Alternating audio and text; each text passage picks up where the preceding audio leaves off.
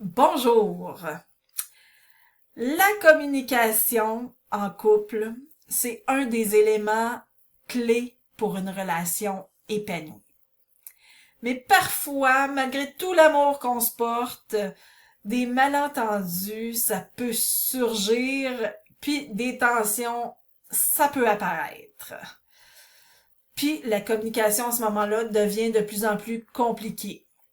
C'est là que c'est important de créer de la complicité puis de renforcer les liens. Tu sais que la communication, c'est la clé d'une relation saine, autant en amour qu'en amitié, que dans toutes les relations interpersonnelles que nous avons. Mais parfois, malgré tous nos efforts, les malentendus persistent.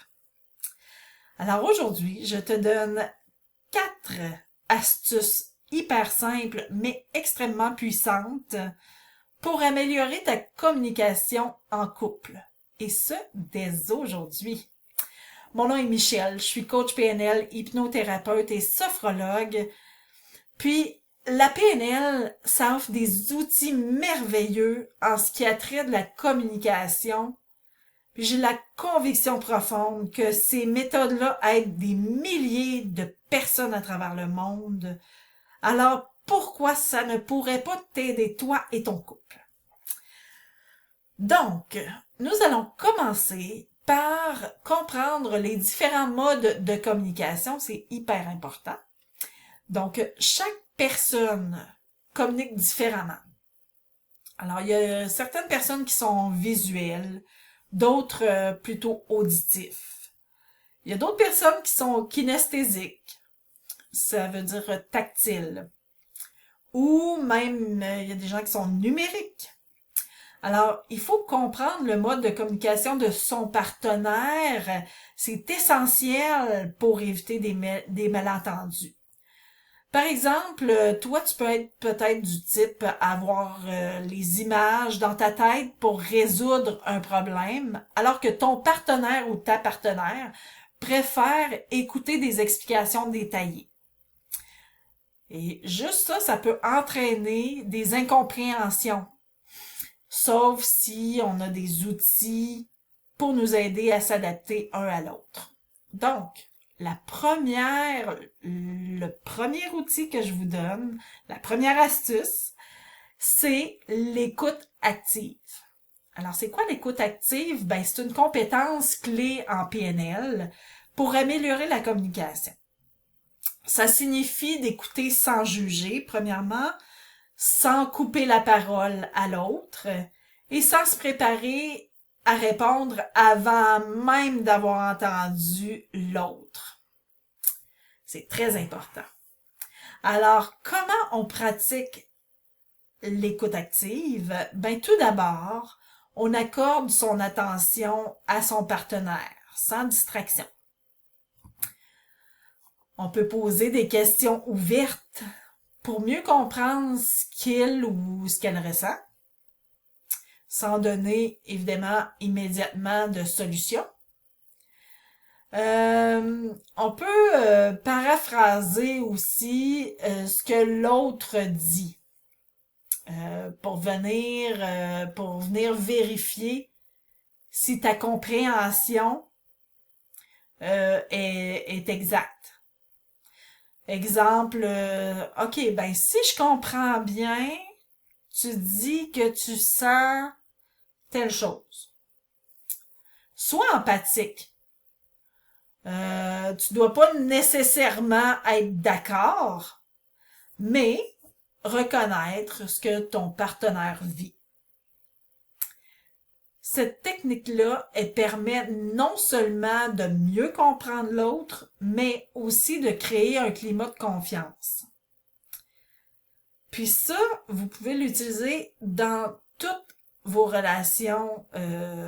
C'est une technique de communication qui est excellente pour apprendre à comprendre les autres. La technique numéro 2, l'astuce numéro 2, c'est le recadrage. Bon, les conflits de couple peuvent souvent être exacerbés par des malentendus. Le recadrage, c'est un outil puissant en PNL pour donner une autre perspective à une situation, puis éviter des tensions inutiles.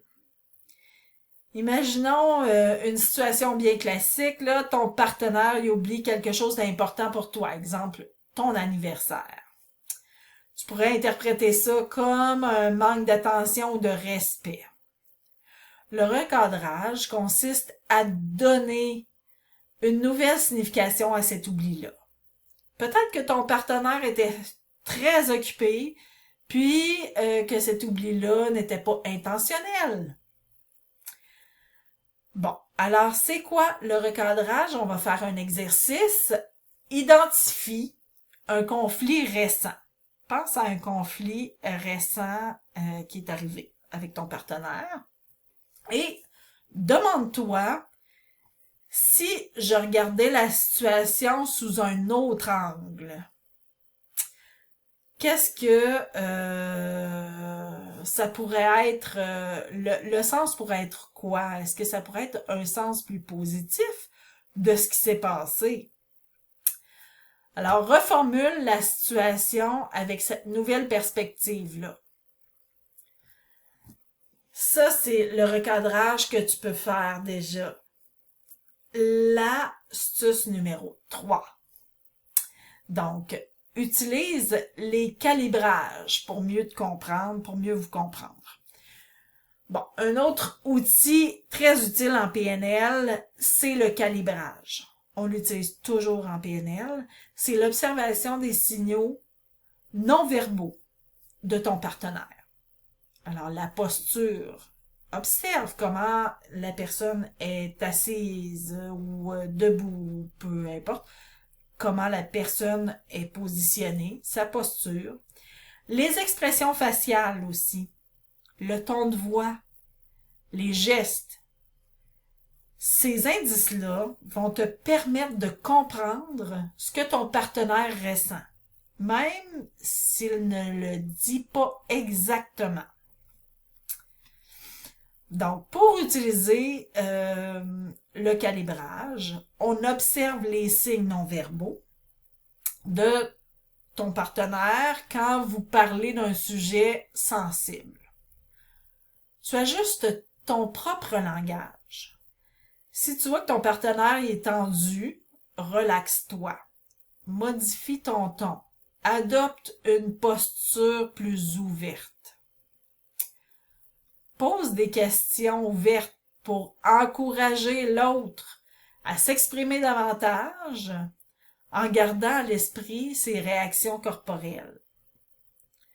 Ça va te permettre de mieux adapter ta réponse et de maintenir un échange respectueux. Ensuite, la quatrième technique, l'astuce numéro 4, c'est l'ancrage.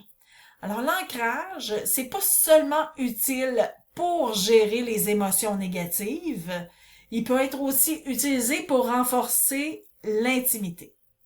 L'ancrage d'une émotion positive, comme la joie, la tendresse ou la confiance, ça peut être utilisé pour renforcer les liens et réactiver des sentiments positifs en moment de tension, lorsqu'il y a des moments de tension.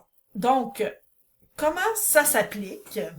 Ben, tout d'abord, rappelle-toi d'un moment où vous vous êtes senti proche, heureux, puis en harmonie.